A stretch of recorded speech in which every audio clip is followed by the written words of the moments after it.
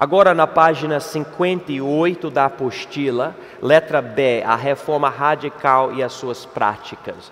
Na aula anterior e ainda continuando nessa aula, estamos querendo ver o ambiente político e religioso por trás desse homem, desse reformador radical, Menno Simons. E agora queremos ver mais sobre a reforma radical e as suas práticas. Vamos ler esse parágrafo aqui.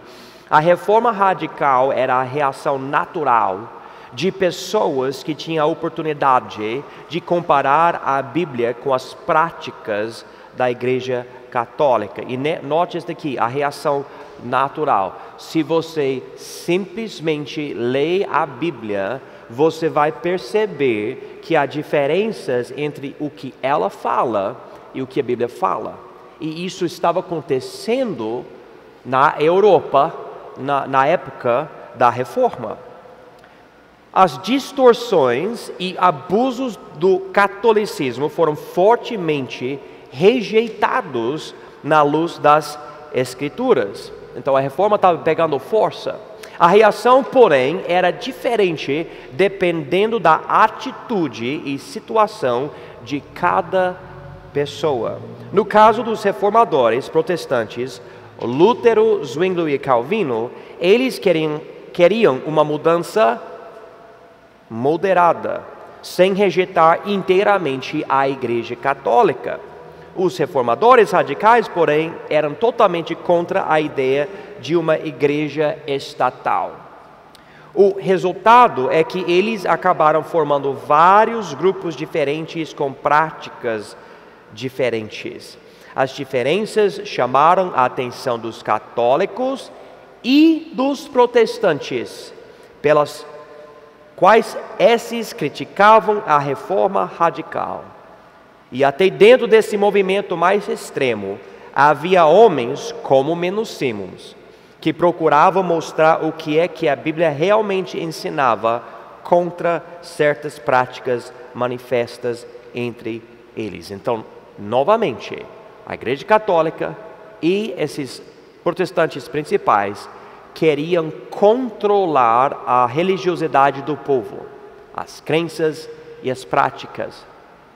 E eles consideraram Menno Simons e os anabatistas um grupo, radical, porque não queria uma igreja estatal controlando as crenças e as práticas. Queria que as pessoas pudessem simplesmente abrir a Bíblia, ler e seguir do jeito que entendia. Por um lado, havia reformadores radicais que praticavam ministérios ecumênicos. Por outro lado, havia os que eram sectários. E aqui, irmãos, essa é a chave para entender por que os anabatistas são menos conhecidos. Porque ao longo dos anos, as pessoas falavam, Igreja Católica, a Reforma Protestante. E tinha esse outro grupo meio radical, fazendo coisas loucas. Pode esquecer esse grupo. Vamos falar sobre Lutero e Zwinglio e Calvino. Peraí, calma. E hoje em dia, o que está surgindo em certas faculdades bíblicas e universidades e outros lugares, é uma volta para entender esse grupo. E pessoas estão entendendo melhor que esse grupo realmente estava enxergando coisas bíblicas em certos momentos e certos lugares, etc.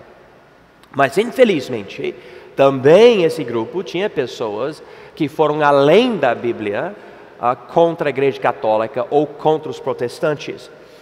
Por exemplo, como acontece hoje em dia, havia homens que criavam falsas versões do cristianismo por volta de si.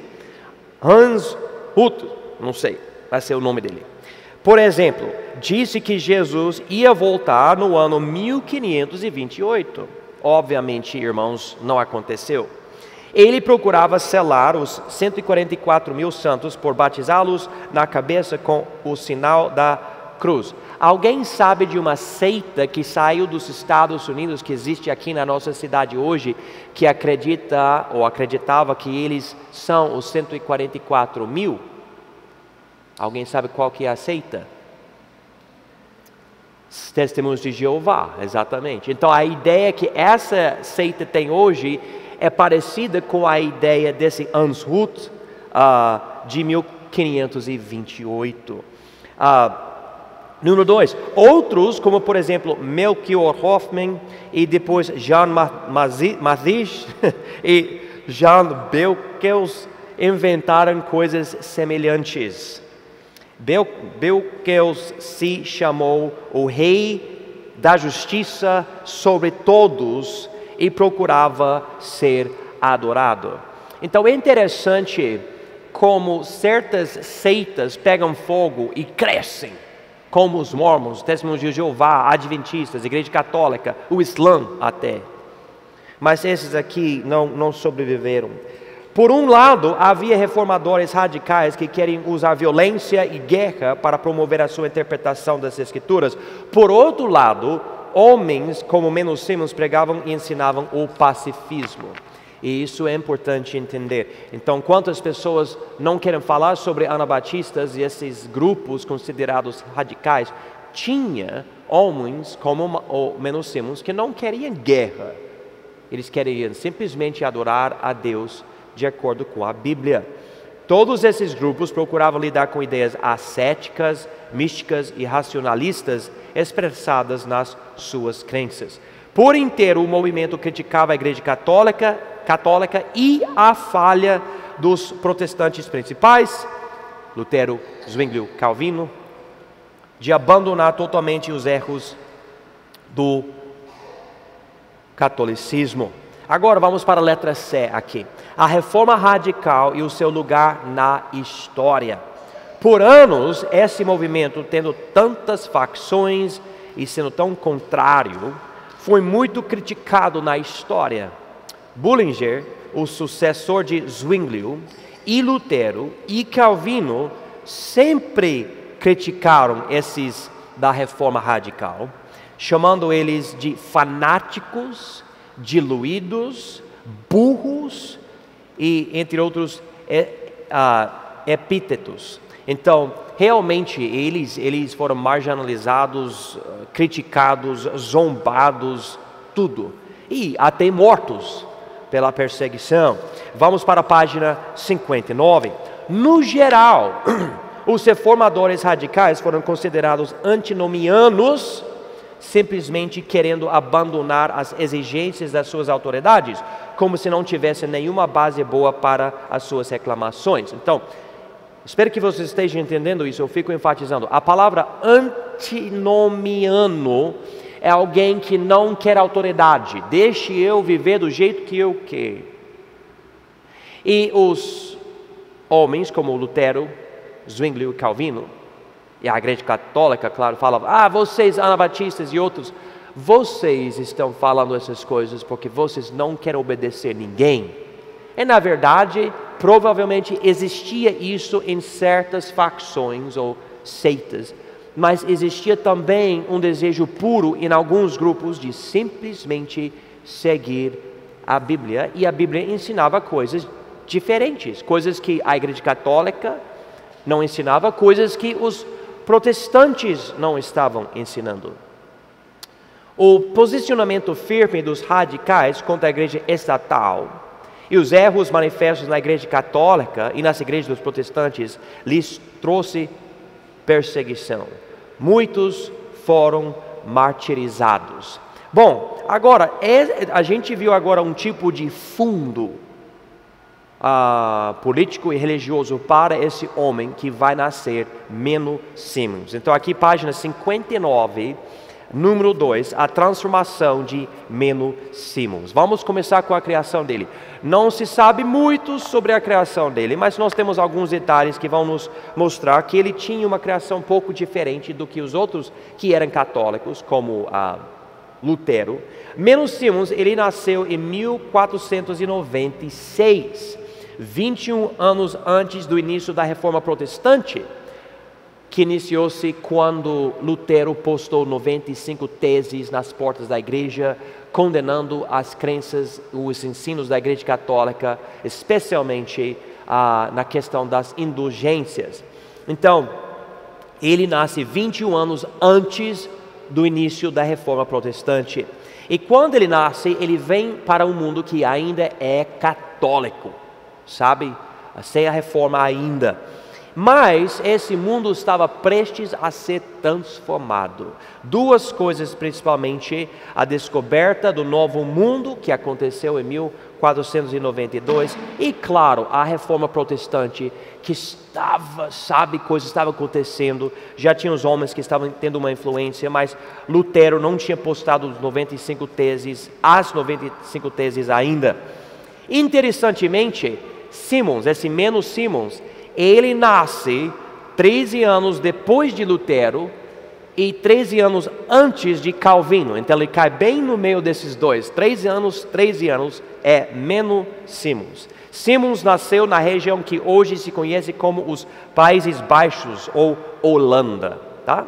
Ele era nascido de um produtor de leite, mas pouco se sabe da sua criação. O que se sabe é que Simons aprendeu latim e grego. Aparentemente o latim ajudou bastante ele no entendimento de certas coisas teológicas. Ele não aprendeu hebraico. Além disso, ele tinha conhecimento de homens da história da igreja como Tertuliano, Cipriano e Eusébio. Então, homens importantes. Ele tinha um certo conhecimento dessas pessoas e dessas línguas. Mas olha que ele disse que não leu a Bíblia nos primeiros 30 anos da vida dele. Não leu a Bíblia. O que acontece? Letra B, Babilônia. Com 28 anos de idade, Simons, em 1524, foi ordenado a ser um sacerdote católico, ou seja, um padre, e ele era um líder carismático e influente, mas passava tempo bebendo e fazendo coisas sem valor. Até a sua leitura da Bíblia era para ganhos carnais e vaidade. Então, interessantemente, 28 anos de idade, nunca tinha lido a Bíblia, ele se torna um sacerdote na igreja católica. Nem tinha lido a Bíblia. Daí, passando 2 anos, ele começa a ler a Bíblia, mas ele fala que ele lê provavelmente para ter mais influência. Ele fala como ele gostava da influência que ele tinha. Todo mundo escutava ele. É como se ele nascesse como um tipo de líder. E todo mundo gostava dele. Ele gostava dessa atenção. E mais para frente, depois de passar pela experiência espiritual que ele passou, chamando essa experiência o novo nascimento dele e tudo, ele olha para esses dias e fala que era uma vida de vaidade mesmo. Ele era um sacerdote da igreja católica, mas um homem vaidoso e não entendendo muito bem a Bíblia. Só que, por ler a Bíblia até de uma forma errada, Deus estava usando a Bíblia para ele começar a abrir os olhos dele. As escamas estavam prestes a cair dos olhos dele. Daí isso nos leva para a letra C, lutas espirituais. Então imagina, homem vaidoso, sacerdote na igreja católica, ou um padre, homem que tem influência, está lendo a Bíblia e algumas coisas não estão batendo, e ele precisa considerar essas coisas. Os escritos de Lutero, o questionamento de muitos, especialmente pelos da Reforma Radical, e a própria Bíblia, influenciavam Simons a questionar os dogmas da Igreja Católica. 3 eventos principais desenvolveram a consciência de Simons. Então, realmente ele estava precisando tomar uma decisão. Esses dias eu assisti um vídeo de um youtuber famoso e ele falou que ele era ateu e começou a namorar com uma moça que ela era um tipo de cristã, e ele questionava fortemente as crenças dela de uma forma basicamente para zombar dela. Mas um dia ele começou a perceber algumas coisas não estavam batendo na vida dele, e hoje ele diz que ele recebeu Jesus, e Jesus é a fonte da alegria dele, e ele é tudo para ele. E é interessante, mas a pessoa pode ser de um certo jeito, mas passando por algumas coisas que ninguém está nem percebendo, e de repente essa pessoa pula de um modo de pensar ateu para outro modo de pensar, Jesus é meu tudo. E aqui, Menno Simons, ele passa por uma transformação, e quando ele fala sobre isso, ele fala sobre lágrimas e tristeza e dores, tentando entender coisas. E lembra, ele estava na igreja católica com toda a glória que ele tinha e os confortos de ser esse padre famoso, vamos dizer, na região onde ele estava, mas essas influências da reforma radical e até dos protestantes principais e da Bíblia, o que eu vou acreditar? Alguém passou por algo assim na sua vida? Você estava debatendo sobre, ok, tá bom. Então vamos ver isso daqui. A ceia do Senhor. A Eucaristia do catolicismo veio com dogmas que perderam força na consciência de Simons. Ele lutava com a ideia de que estavam consumindo o corpo literal de Cristo, que era a crença da Igreja Católica. Os escritos de Lutero acabaram influenciando Simons. Simons rejeitou a transubstanciação do catolicismo, mas ficou também mais radical do que o próprio Lutero, se alinhando mais com o Zwinglio, interpretando a ceia como algo simbólico. Durante esse processo, porém, Simons confessou que continuava participando da missa antes de chegar à sua conclusão final. Então, Simons, ele fala que quando ele estava na igreja católica e tomando o pãozinho e o vinho,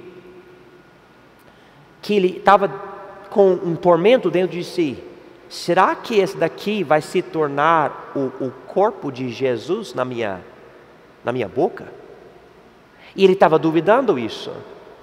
E será que esse copo, esse cálice, vai se tornar o sangue de Jesus dentro de mim? Tipo, ele está se sacrificando dentro de mim na hora de engolir ele.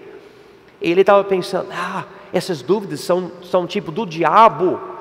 Eu vou ser condenado, isso é ruim. Ele estava lutando com essas ideias, porque a vida toda, como católico, você é ensinado que isso acontece. Transubstanciação. Lembra a história que eu contei para vocês de Martinho Lutero? Uma vez ele deixou cair o vinho no chão, na igreja. Ele ficou tão horrorizado, ele ficou de joelhos e usou a língua para lamber o suco do chão, porque estava com medo que ele estava desonrando ou profanando o sangue de Jesus.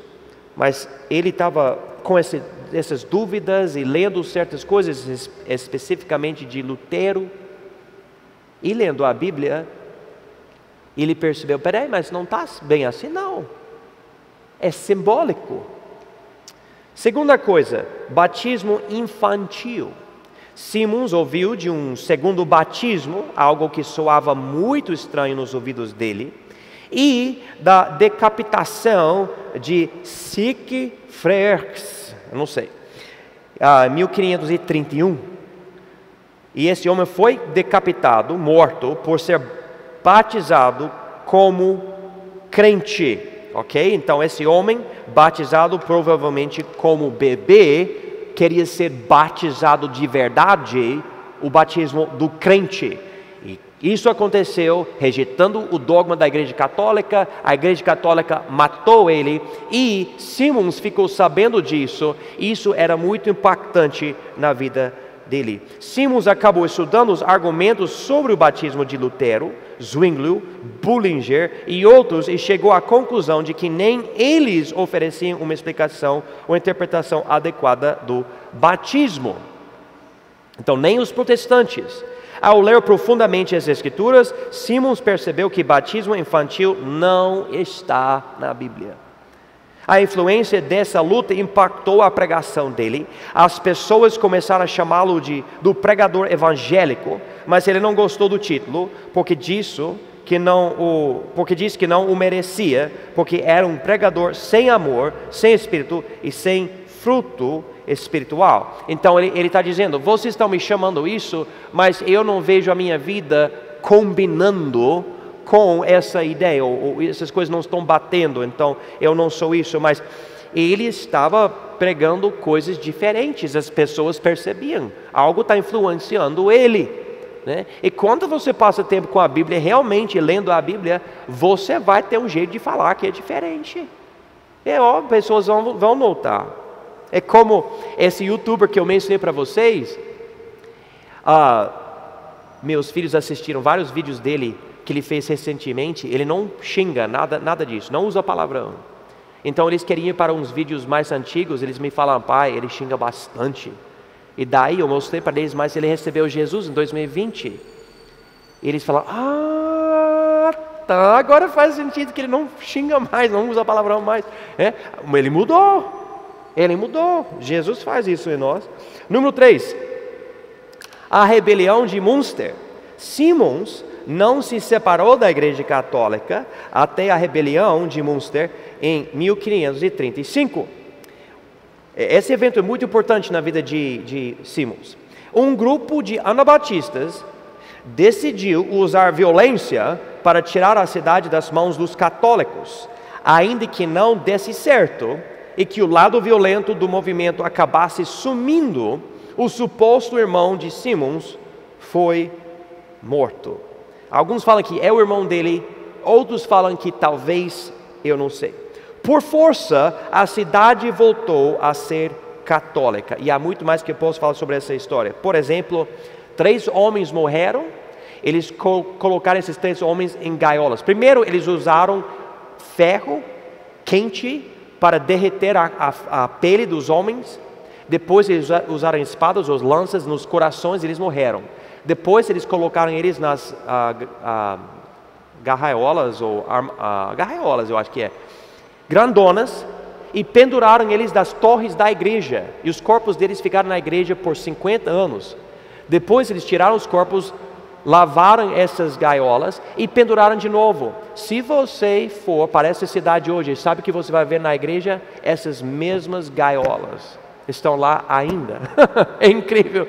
Inclusive, na Segunda Guerra Mundial, se eu não me engano, 2 ou 3 gaiolas caíram, eles consertaram e colocaram de volta. Isso em 1944, se eu não me engano, quando isso aconteceu.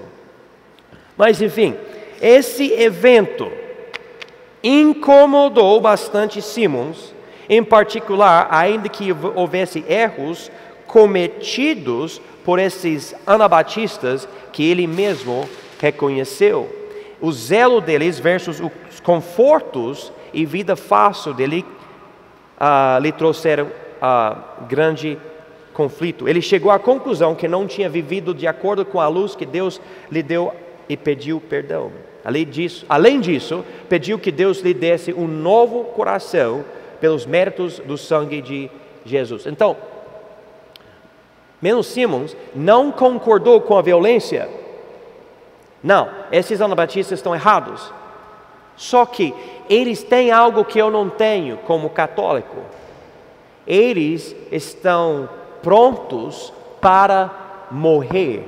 Eles têm zelo que eu não tenho.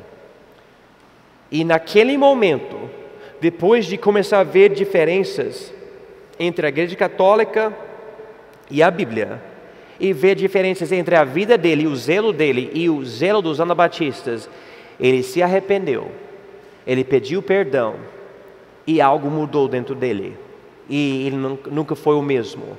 Ele acabou pregando diferente, vivendo diferente, etc. Letra D aqui, página 60. A nova pregação e o novo ministério. Simmons começou a pregar com zelo contra os erros dos anabatistas violentos e contra os falsos dogmas da Igreja Católica. Ele tentou fazer esse ministério como o pároco de Vitimarsum, que esse é um tipo de padre de uma cidade, mas se tornou um evangelista secreto. Ele saiu, não, vou pregar. Ao ser valorizado por alguns anabatistas, Simmons aceitou o chamado para ser o pastor deles. No início ele hesitou um pouco, mas ele acabou aceitando. Sendo batizado e depois ordenado em 1537, menos Simmons se tornou a maior influência dos anabatistas da Holanda. Ele conseguiu isso de uma forma maravilhosa, porque ele precisava pregar à noite para não ser achado pelos católicos. Ele batizava as pessoas nos rios, estabelecia igrejas e ordenava pastores em várias cidades e não foi martirizado, mas morreu de causas naturais em 1561. E como eu falei, até o imperador queria matar ele, mas não conseguiu. E ele ia de cidade em cidade, aqui ou ali, de uma forma clandestina, pregando a Bíblia, e um movimento de anabatistas estava se formando por causa dessa influência. Ele não era o primeiro dos anabatistas, lembra? Ele ainda era católico, mas quando ele entrou, ele começou a ganhar mais influência. Tinha um dos homens que chamou ele, que acabou ficando desanimado com os problemas, as divisões entre os anabatistas, e ele saiu. E muitos acreditam que por causa da saída dele, Menno Simons se tornou o personagem central da história. Agora o novo movimento, letra E. O movimento anabatista crescia pela liderança de Menno Simons. A obra-prima de Simons era Fundação da Doutrina Cristã. Esse é o livro dele. É tipo, como diz aqui, como as Institutas de Calvino. Esse é o livro dele. Se você quer conhecer Menno Simons e a teologia dele, leia esse livro, Fundação da Doutrina Cristã. E enquanto outros escritos dele eram polêmicos e pastorais, essa obra se compara com as Institutas de João Calvino. E deixa eu mostrar aqui para vocês certas coisas que são as características desse livro. Fundação servia como um folheto evangelístico para a época. Número 2, servia como um catecismo para novos crentes. Número 3, um apelo aos líderes políticos para não perseguirem ele e os outros anabatistas. Número 4, servia como uma apologia que defendia as crenças dos anabatistas. Número 5, uma exortação a pacifismo para os anabatistas. E número 6, um compromisso a obedecer às autoridades civis. Então, ele posicionou esse livro na sociedade para tentar proteger os anabatistas, influenciar os anabatistas e também influenciar o mundo por volta dos anabatistas. Então, incluiu tudo isso. Mas, historicamente, nós sabemos, esse livro não tinha basicamente impacto nenhum nas autoridades. Eles ainda perseguiam os anabatistas. Mas esse livro influenciava bastante os próprios anabatistas. Inclusive, aqui diz, os menonitas são um grupo de denominações cristãs que descende diretamente do movimento anabatista que surgiu na Europa, Holanda e Alemanha, especialmente o norte da Alemanha, em grande parte pelo ministério de Menno Simons. E os Amish, não sei se vocês já ouviram esse grupo, é um outro grupo religioso que saiu dos menonitas. Amish, se eu não me engano, não tem aqui no Brasil, só tem menonitas aqui. Os Amish ficam no Canadá e nos Estados Unidos, mas são pessoas tipicamente bem rígidas, bem tradicionais. Tipicamente os menonitas, as mulheres usam um tipo de, não é bom, pode até ser um véu, mas é uma coisa branca, meio redonda e a gente vê isso nos Estados Unidos e provavelmente tem aqui algo parecido com o que se vê na congregação cristã ou na igreja, a casa de oração, só que se eu não me engano, agora eu estou chutando aqui, eu posso estar enganado, eu acho que essas irmãs usam essas coisas fora da igreja também, tipo, é o que elas usam mesmo, os menonitas. Mas a diferença entre os Amish e os menonitas é que os Amish, eles são mais radicais ainda, eles têm regras super rígidas na questão de tecnologia.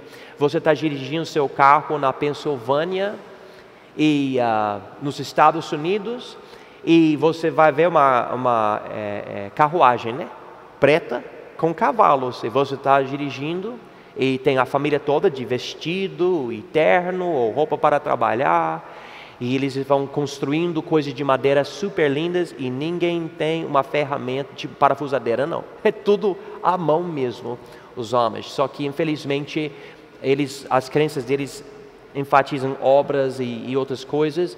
Então tem missionários batistas que vão para os homens para ganhar eles. Quanto aos menonitas, eles têm mais diversidade e variação. Então tem os mais rígidos, menos rígidos. E eu já recebi folhetos de menonitas, e eu até concordei com tudo que estava escrito. Eu não posso dizer que cada grupo é igual, mas esse grupo que está aqui também no Brasil saiu do grupo antigamente na Europa e recebeu o nome de menonitas, mesma coisa, tá bom? Só que, claro, haverá diferenças entre eles hoje e ele no passado, provavelmente, mas essa é a história disso. Quanto a nós não somos menonitas, nós não somos Amish, mas somos pessoas que também, como menonitas, falávamos, olha, tem coisas aqui que nem os protestantes principais estão seguindo, na questão do batismo ou da ceia do Senhor, e então nós vamos ficar com a Bíblia. Então nós podemos ver menonitas como alguém muito influente, muito interessante, concordamos com muita coisa que ele fala, mas nós não somos menonitas. Vamos terminar aqui e semana que vem nós vamos ver melhor a teologia dele que influencia até hoje. Tem umas coisas interessantes, vocês não vão querer perder.